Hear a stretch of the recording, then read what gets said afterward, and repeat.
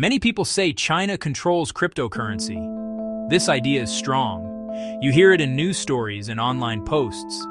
The myth makes people worry about the future of digital assets. It also shapes how markets react to news. People sell their holdings based on a single headline from Beijing. But is this common belief actually true? Here we will look at the myth versus the reality. We will explain what China really does, and we will show what it cannot do. The goal is to provide a clear picture, keeping the language simple and direct for everyone to understand. First, what is the myth? The myth says China can make or break the crypto world. It claims that a single decision from Chinese leaders can stop Bitcoin. It suggests that China has unbreakable control over miners, exchanges, and users. This idea sounds plausible on the surface. China is a huge economic power with many large technology companies and very strict government rules.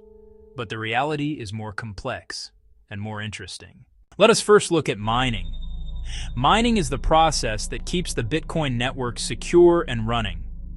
Powerful computers around the world solve complex mathematical problems.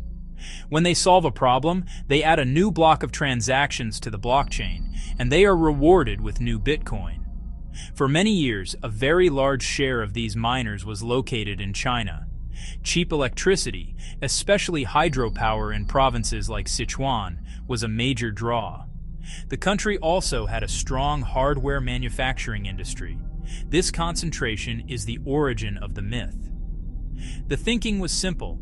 If most miners are in China, the state could control them, order shutdowns, slow the network, or censor transactions. That made people nervous.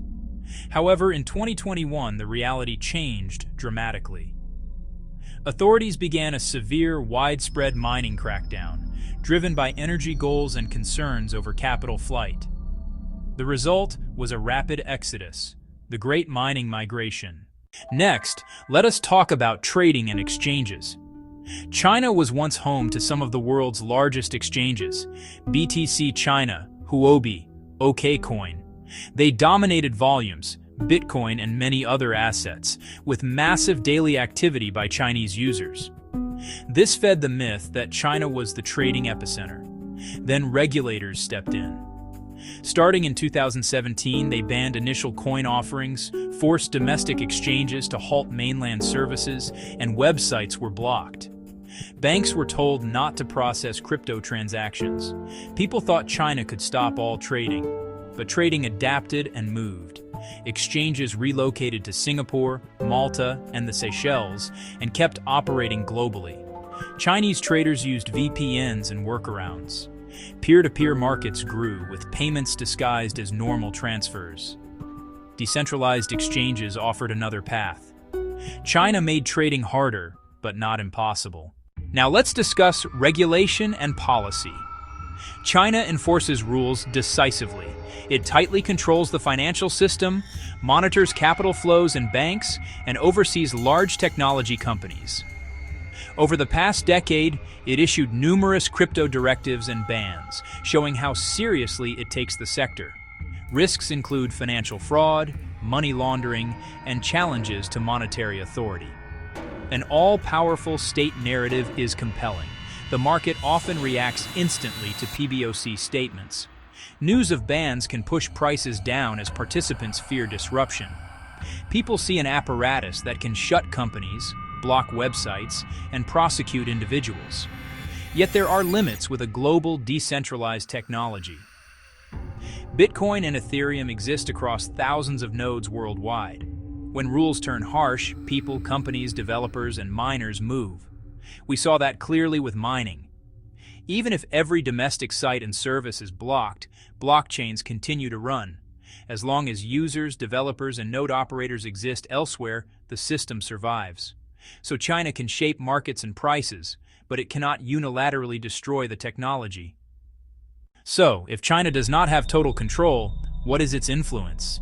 It is subtle, but significant.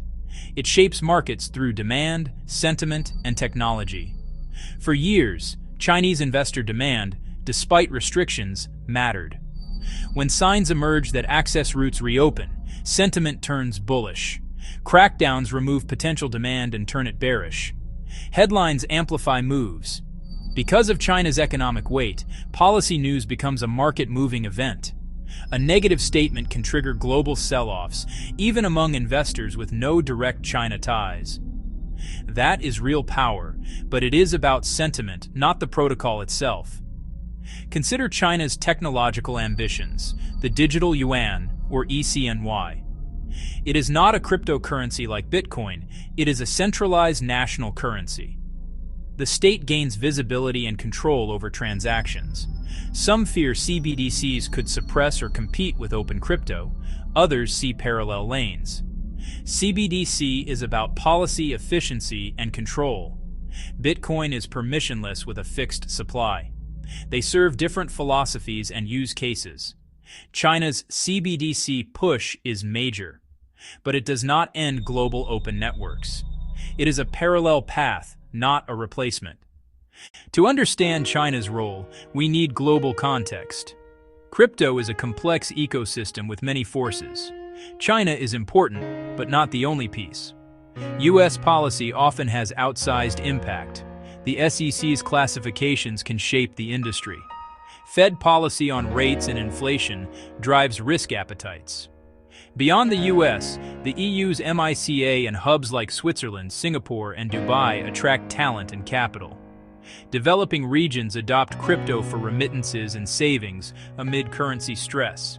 Innovation, new protocols, DeFi, NFTs arises from distributed builders. Tech breakthroughs can outlast single-country policy moves. Weigh China news alongside US-EU policy and technical upgrades. Looking only at China is like judging the weather by one cloud. See the whole system. In conclusion, the relationship between China and crypto is more nuanced than the myth. The idea of absolute power is an oversimplification. China is influential and can move markets, but its power is not absolute. Heavy-handed measures have not killed the industry. They pushed activity elsewhere and increased decentralization. Key takeaway: keep a balanced perspective. Myth: China controls crypto. Reality: influential, not all-powerful. Myth: a ban ends crypto. Reality: activity adapts and continues globally. Decentralized architecture resists control by any single entity. Do not panic on single headlines. Learn the tech, diversify sources, practice safe investing, and never risk more than you can lose. China remains a factor, but the story is written by millions worldwide. See the myth, seek the facts, and think for yourself. I'm Ray Montoya, and this is Economics.